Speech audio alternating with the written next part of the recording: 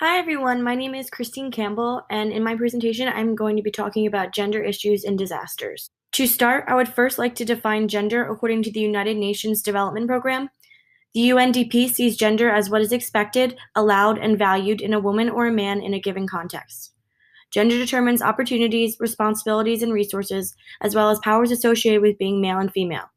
However, it is important to remember that gender is a spectrum, not just limited to these two possibilities of male or female.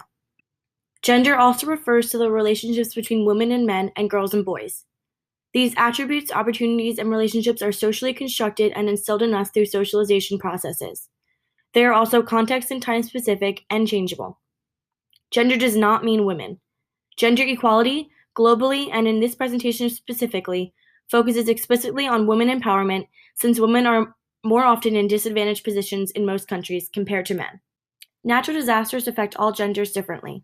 Women and girls are disproportionately affected by disasters.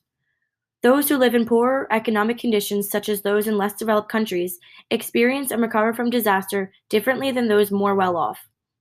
Often they have limited access to formal disaster management information or related preparedness and prevention disaster resources.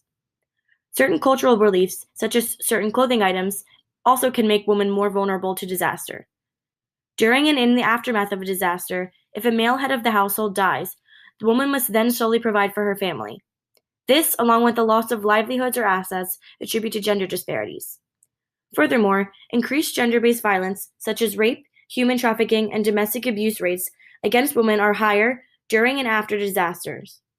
Women are also more susceptible to reproductive and sexual health problems. Women are frequently painted as victims in disasters, and their role in disaster recovery is often overlooked.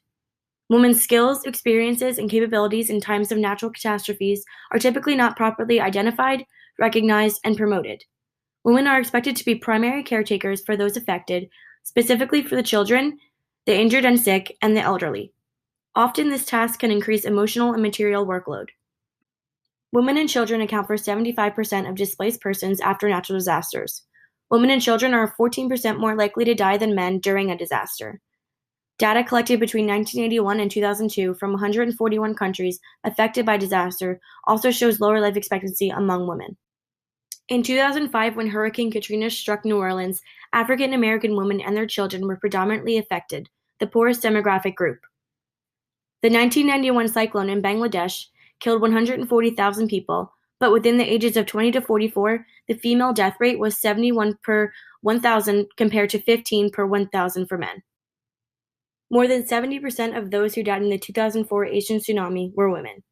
In Sri Lanka, it was easier for the men to survive the tsunami because knowing how to swim and climb trees is mainly taught to boys. According to the World Health Organization, seeing disaster through a gender lens can help identify key issues for policymakers, planners, and practitioners, expose critical system gaps, and bring a gender focus into the analysis of disaster mitigation and response. There are many ways to combat gender inequality in disasters. Generating sex and age disaggregated data can reveal the community's vulnerability and capacity assessments. By identifying women who are marginalized and particularly at risk, such as those who are economically unstable, belong to a certain racial or ethnic minority, have chronic disability or health problems, or are victims of gender-based violence, they can receive proper resources, security, and privacy in shelters. When women are involved as full and equal partners in disaster mitigation, planning, and recovery within a community, gender disparities can be redressed and long-standing biases against women can be challenged.